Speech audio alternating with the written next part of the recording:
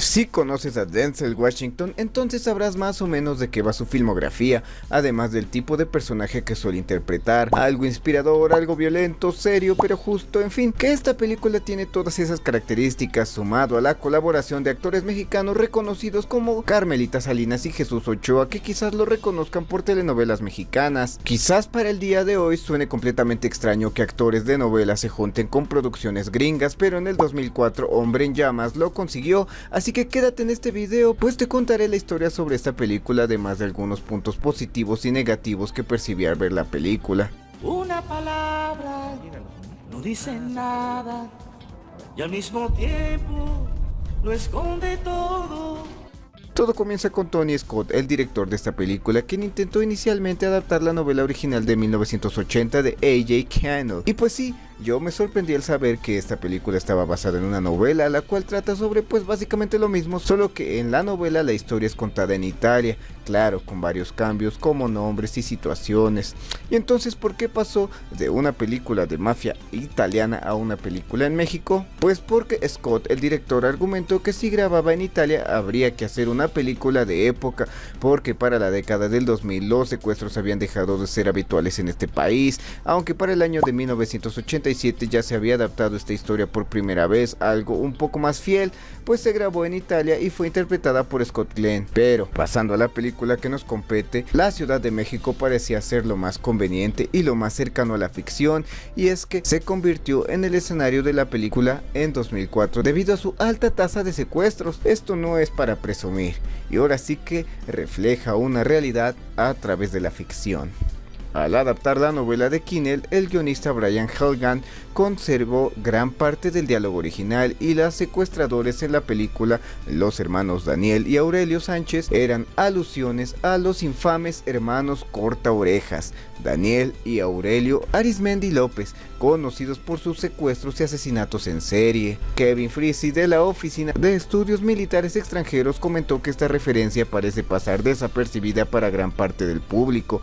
Y ahora, pasando al elenco, las primeras opciones para el protagonista de esta película fueron Robert De Niro y Gene Hackman. Sin embargo, Tony Scott finalmente eligió a Denzel Washington para el papel después de haber trabajado con él previamente en la película de acción y suspenso Marea Roja de 1995. Y cómo es la vida, ¿verdad? Porque de haber sido Robert De Niro el elegido, más bien si le hubiera aceptado el papel, entonces hubiera actuado con Carmelita Salinas, ¿eh? ¿Cómo es la vida? Marlon Brando fue originalmente la primera opción para interpretar a Rayburn, habiendo sido la primera elección de Scott para el papel de Crazy en 1983. A Ricardo Darín le ofrecieron el papel de La Voz, pero lo rechazó. Y pues ya pasando después a otras cosas, Scott citó la película épica de Crímenes de Ciudad de Dios del 2002 como una influencia significativa en el estilo de la película, y rindió homenaje a esta película contratando a los actores Jero Camilo y Charles Parenbetti para papeles en Man on Fire.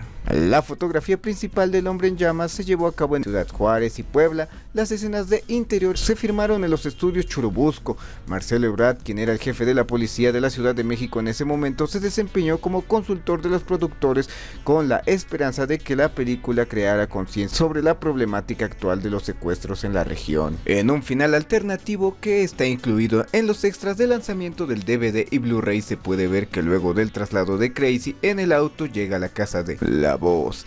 Luego de darle una charla, saca su pistola y Crazy le hace una pregunta: ¿alguna vez ve la mano de Dios en lo que hace? Y La Voz le responde que no.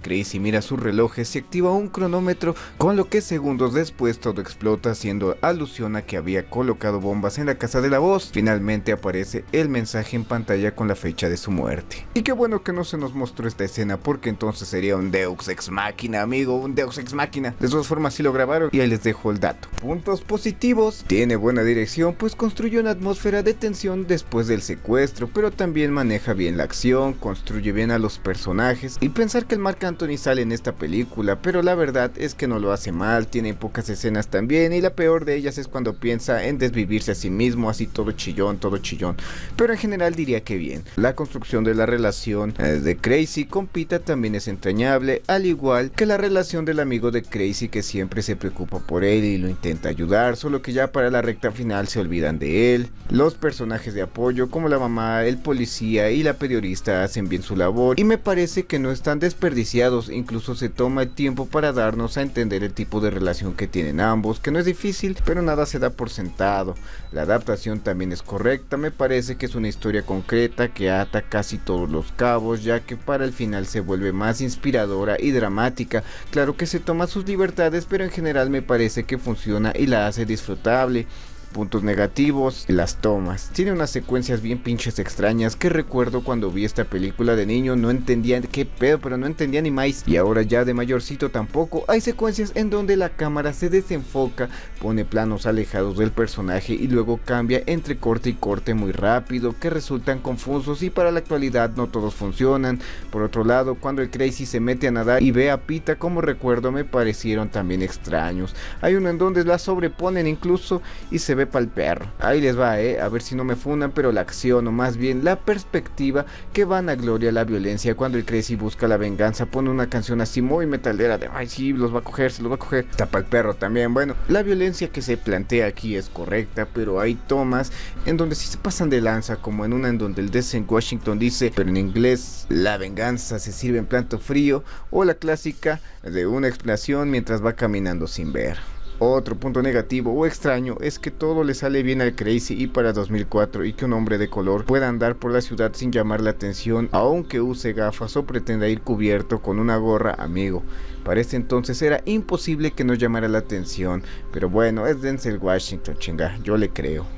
Y pues ya, en general me parece una buena adaptación, que se da sus libertades y plantea una historia violenta en un país violento, y no está de más decir que México en la actualidad es el país más violento de Latinoamérica. Algo extraño es que en esta película no aparece el filtro amarillo, ese que usan los gringos para representar a México como árido, o si está, pues no está tan marcado ese filtro, y no lo extraño. Y pues como dije en un inicio, tiene la participación de actores mexicanos, así como la de el cantante Marc Anthony, por lo que valdría la pena que la vean si es que no la han visto, y si sí, pues darle una nueva repasada porque es disfrutable. Me parece a mí entrañable, para la época actual es extraña más bien por algunas secuencias de las que ya me he quejado, pero hasta ahí, pero de ahí en fuera es una película redonda y cumple con las características de las películas de Denzel Washington.